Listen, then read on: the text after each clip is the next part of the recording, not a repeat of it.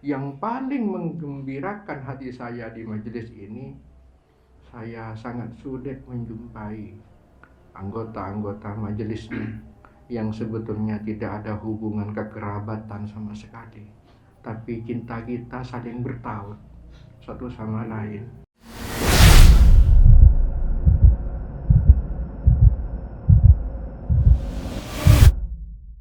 A'udzubillahi minasyaitonirrajim. Bismillahirrahmanirrahim. Alhamdulillahirabbil alamin. Alladzi lam yalid wa lam yulad wa lam yakul lahu kufuwan ahad. Asyhadu an la ilaha illallah wahdahu la syarikalah. Asyhadu anna Muhammadan abduhu wa rasuluh. Amma ba'du. Saudara-saudara yang oleh Allah ditakdirkan untuk menjadi yang seperti sekarang ini, janganlah saudara-saudara untuk meminta lebih atau kurang daripada keadaan sekarang ini.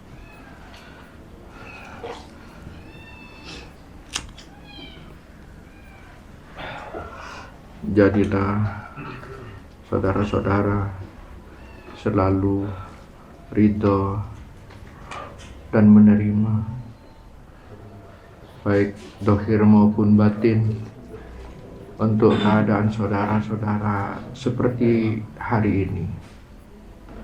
Janganlah saudara bergeser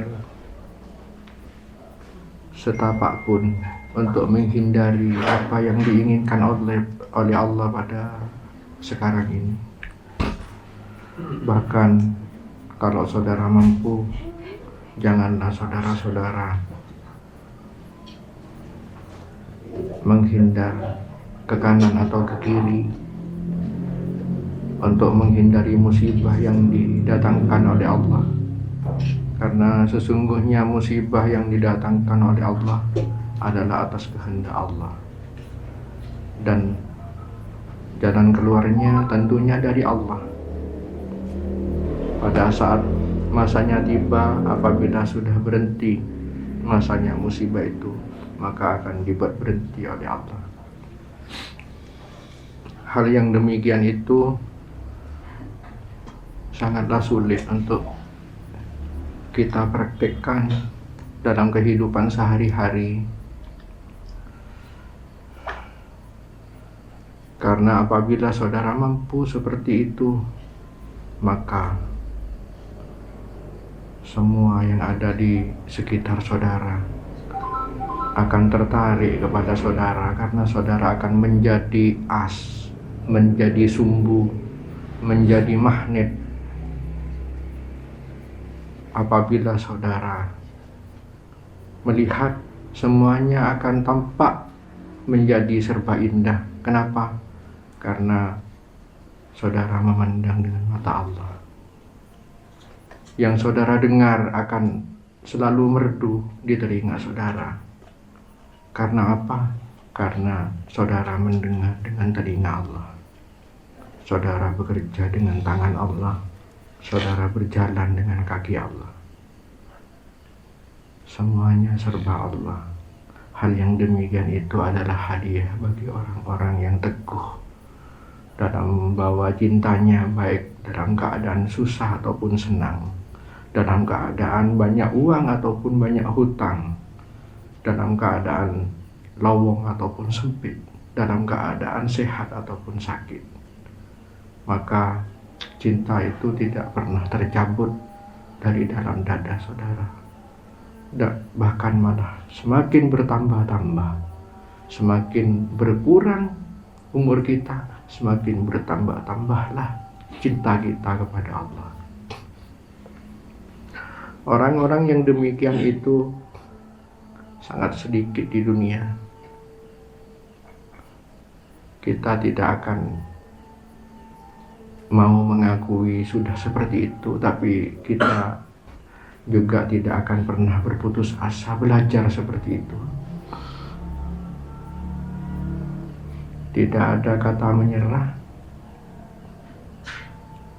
Kegagalan hanya untuk bangkit lagi, digagalkan lagi, bangkit lagi, untuk mencoba lagi, sampai masanya Allah mencabut nyawa kita. Dan pada saat itu, apabila kita masih belum berhasil seperti yang saya katakan tadi, tetapi nyawa saudara lebih dahulu dicabut oleh Allah, maka saudara jangan bersedih hati, karena saudara akan dibangkitkan oleh Allah di alam kubur, dibangkitkan oleh Allah di alam akhirat, berkumpul bersama orang-orang yang kuat-kuat seperti itu, bersama orang-orang yang sabar, bersama orang-orang yang ridho di sisi Allah. Dan satu hal yang sangat menggembirakan hati saya di majelis ini, yang paling menggembirakan hati saya di majelis ini, saya sangat sulit menjumpai anggota-anggota majelisnya yang sebetulnya tidak ada hubungan kekerabatan sama sekali, tapi cinta kita saling bertaut satu sama lain. Apabila Pak Sis datang ke Gerunggungan, maka Pak Sis akan disambut dengan luar biasa di sana. Apabila Pak Sis datang ke Mojokerto, maka Pak Sis akan disambut dengan mesra di sana, seperti sudah bertahun-tahun, puluhan tahun bersaudara. Padahal kita ini tidak punya hubungan kekerabatan sama sekali. Bukan elik, bukan ponaan, bukan. Tapi kita disatukan dengan satu hal, yaitu kita itu saling mencintai karena Allah. Dan kelak di akhirat, Rasulullah mengabarkan para nabi dan para syuhada, orang yang mati syahid berperang di jalan Allah, mereka terperangah dan takjub di padang mahsyar. Kenapa? Karena ada sekelompok orang yang karena kedekatannya kepada Allah, mereka lalu didudukkan di singgah-sana yang terbuat dari cahaya. Dan orang-orang itu adalah orang yang saling mencintai karena Allah, padahal mereka tidak punya hubungan kekerabatan selama di dunia. Apakah itu kita? Kita tidak bisa mengaku-ngaku, tetapi yang kita bisa lakukan antara ikhwan dengan ikhwan yang lain, apabila berkunjung maka akan selalu mendapatkan tempat yang luar biasa di rumah ikhwan itu. Itu yang bisa kita lakukan, dan itu terjadi begitu saja, mengalir begitu saja. Tetapi saya meyakini itu bukan suatu kebetulan, tetapi memang fadilah dari keutamaan, barokah, syafaat dari majelis kecil ini yang menyebabkan kita dibuat seperti itu oleh Allah. Saya kira itu pada perjumpaan yang baik ini, majelis ini meskipun pelan, tapi Allah berkehendak makin lama semakin aktif, semakin menyenangkan, karena pada bulan-bulan terakhir ini tidak pernah ada majelis yang tidak ada di antaranya itu, antara kutub dan alqab itu tidak ada yang kosong. Kalau tidak musafir, suluk. Kalau tidak suluk, musafir. Ini suatu hal yang luar biasa, yang mungkin di permukaan bumi ini sulit ada seperti ini. Padahal anggota-anggotanya ya tidak sebesar anggota tarekat lain. Di sini kecil tetapi rame. Ini mari kita berdoa bersama-sama dalam hati masing-masing. Suasana seperti ini semoga dilanggengkan ya Allah. Amin.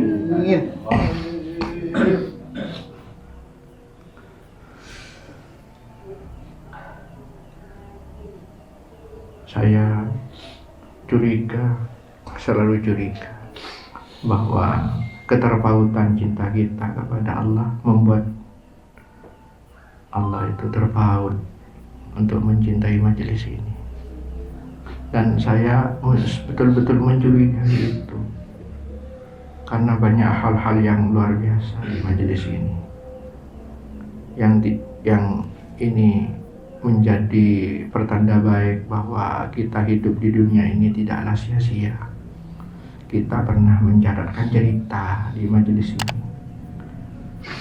Kita telah mencatatkan Lauhul Mahfud kita itu dengan cerita-cerita yang fenomenal, yang luar biasa. Untuk selanjutnya ada yang suluk ya, ada rencana suluk. Siapa? Ini pengurus yang rencana suluk siapa ini? Ini badal-badal. Wafat dengan siapa? Dengan istrinya Cynthia dengan rencana itu kapan?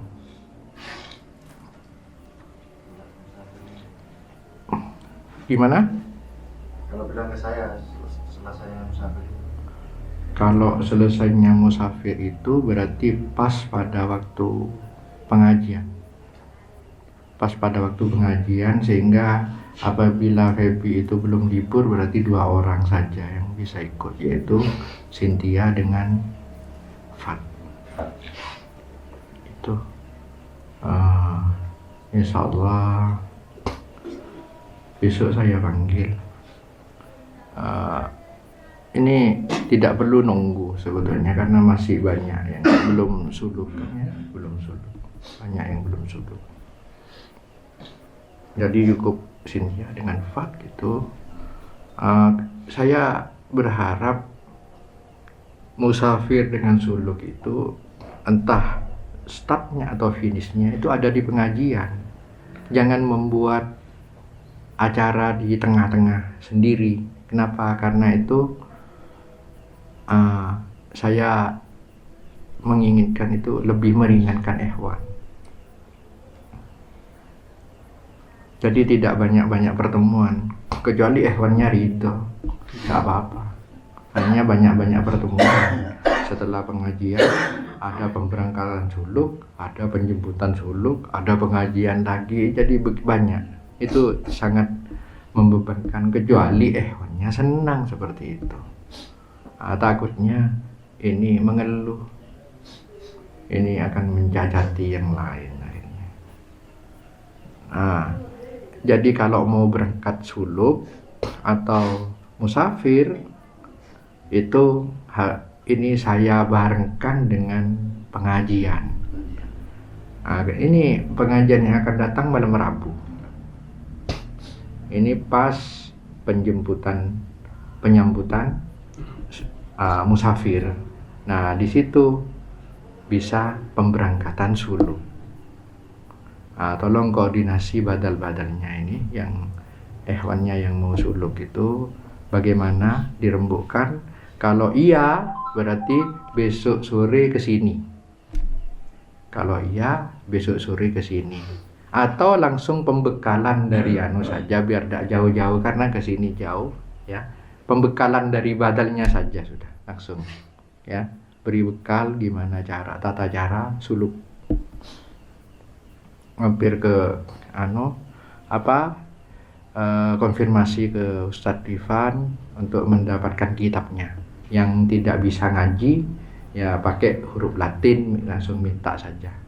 Jadi badal langsung koordinasi dengan ketua yayasan.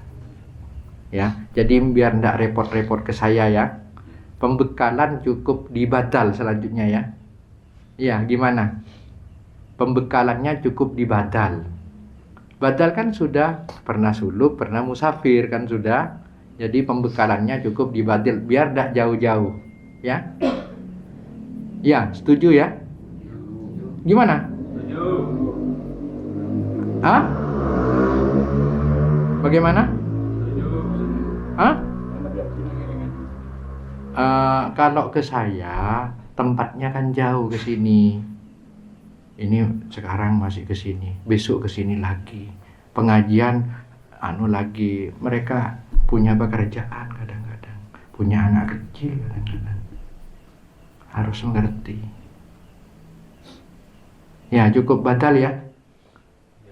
Ya, yang badalnya yang memberi bekal. Dek remaja arana suluk, dek remaja arana musafir, sudah nanti